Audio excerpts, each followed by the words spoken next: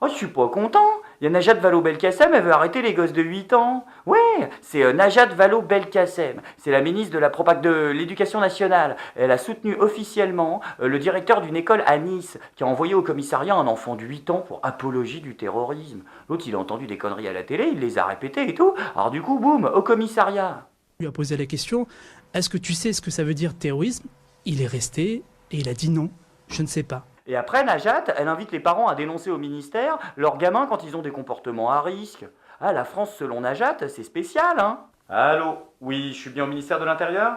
Oui, bonjour, je vous appelle parce que je voudrais dénoncer mon fils, en fait. Voilà, c'est ça. Bah, à mon avis, il est sur la piste du djihadisme, là. Hein. Ouais, c'est hier, c'est ça. Bah, non, il a pas mangé. Sa compote, la pomme-pote, il adore ça d'habitude, et il mange que ça, et là, il a pas... Hein, bah, pour moi, c'est Ramadan, hein. Enfin, c'est vous les experts, mais Ouais, 2 ans et demi, il a 2 ans et demi, c'est ça. Voilà, exact. Vous venez le chercher?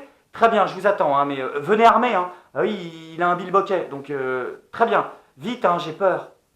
Alors du coup, Najat, elle était emmerdée, donc elle a fait un message officiel sur Twitter, relayé en énorme sur la première page de son site internet. Oui, il paraît qu'il y a des gens qui vont sur le site internet de Najat Vallaud-Belkacem. Bon, ça c'est encore autre chose, mais elle a fait un message sur Twitter pour dire que, bien évidemment, il n'y avait pas eu de plainte contre l'enfant, il y avait eu une plainte contre le père.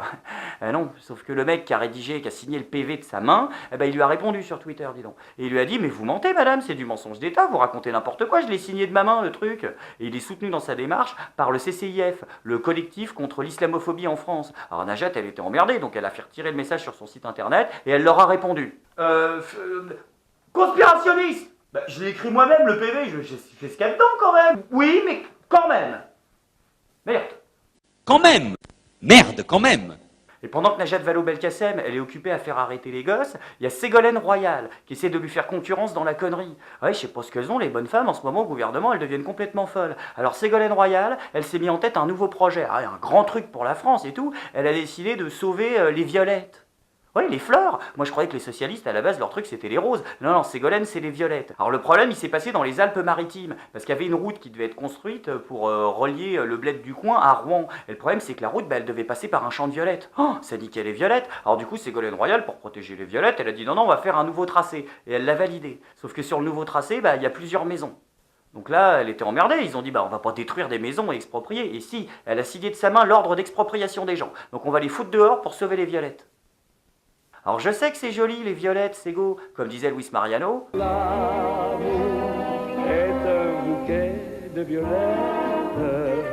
Ouais, mais sauf que les violettes c'est important, mais les gens aussi c'est important, Ségolène. Mais non, elle s'en fout complètement des gens. Non, elle, ce qui l'intéresse, c'est les violettes. Et les comètes. Ah ouais, c'est sa nouvelle passion aussi, c'est les comètes. Ouais, elle adore ça, visiblement. Et l'autre jour, du coup, à la radio, il y avait une émission sur les comètes. Ah, l'autre, elle s'est pointée. Elle a raconté n'importe quoi. Ouais, elle y connaît rien en science. Peut-être que nous allons en savoir plus sur l'origine de la vie humaine, parce qu'un robot s'est posé sur Il une faut d'abord comète. rectifier. Hein. Une comète qui a été... Oui, mais soyons patients aussi, tout ne peut pas réussir du premier coup, il faut rectifier. Donc les scientifiques sont en train de suivre ce cheminement du robot sur cette comète. Et pourquoi est-ce qu'on va en savoir plus sur l'origine de la vie humaine? Parce que la comète est restée à l'abri du réchauffement climatique. Et donc on va savoir à partir de molécules...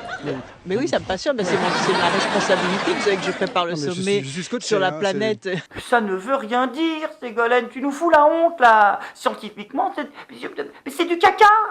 Bon, d'un autre côté, c'est moins catastrophique que Cécile Duflot. Hein. Ouais, Cécile Duflot, c'était celle qu'on avait juste avant. Ouais, sous Hollande, pareil. Alors Cécile Duflot, elle, c'était encore plus catastrophique. Parce que non seulement elle était nulle en sciences, mais elle était nulle en géo et en orthographe.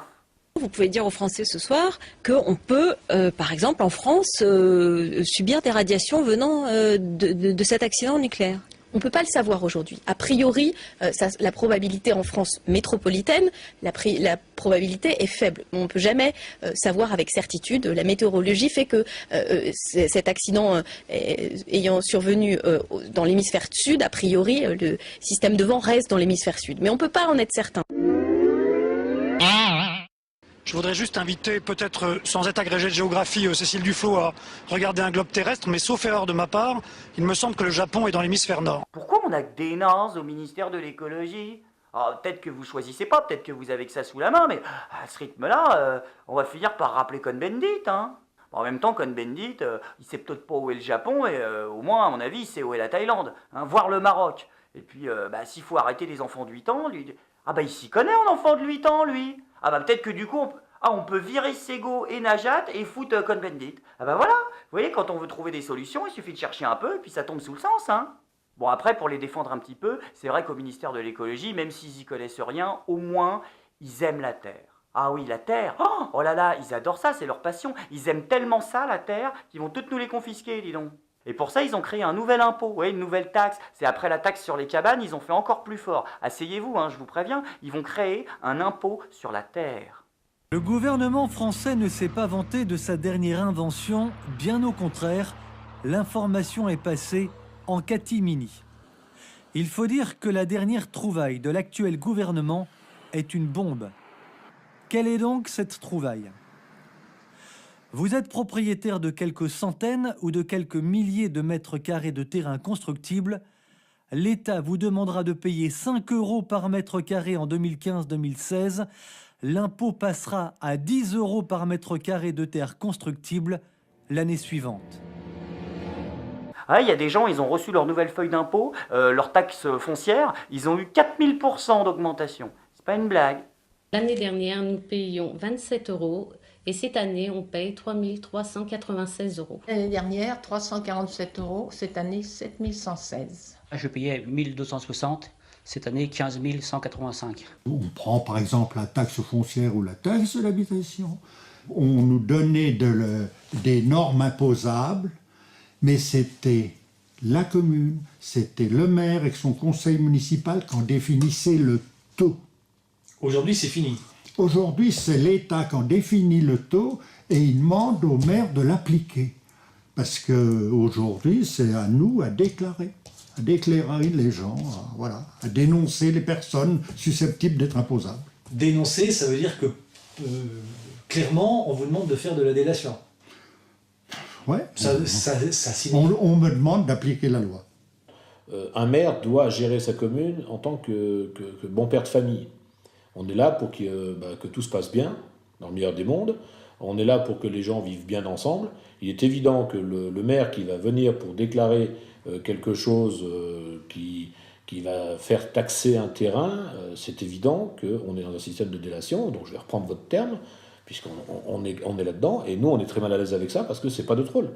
Je veux dire, à un moment donné, les gens ne nous ont pas élus pour qu'on aille dire au service de l'État qu'ils ont fait ci ou qu'ils ont fait ça. Je veux dire, c'est pas entendable. Pourquoi vous passez votre temps à gueuler, les gens? Vous comprenez pas que c'est pour votre bien? Vous comprenez pas que c'est le progrès? C'est la lumière, c'est le socialisme, il faut aller dedans, enfin. Pourquoi vous résistez? Comment vous voulez aller vers le progrès et la lumière si vous ne vous séparez pas de tout ce qui vous pèse, de vos possessions matérielles, de vos richesses, de votre argent? Déshabillez-vous, enfin. C'est le principe de base de tous les mouvements philosophiques. Comme ces rayons dans lesquels François va nous remettre. Parce que le but de la gauche est d'enlever l'individualité. Vous ne voulez pas le comprendre. Drucker doit abandonner ses habits de Drucker pour donner son argent aux autres. Putain, c'est bizarre que les gens ne veulent pas comprendre le programme. Enfin, c'est un programme simple. Et ça va se terminer comme ça. Il faut laisser les choses partir, enfin. Pourquoi vous résistez? C'est pour votre bien, quand même. Il faut laisser vos enfants à l'éducation nationale. Les enfants n'appartiennent pas à leurs parents. Il faut laisser vos terres à la France pour qu'elle puisse les revendre au Qatar. Pourquoi vous ne faites pas confiance à Mimolette, enfin? Je suis pas content, hein.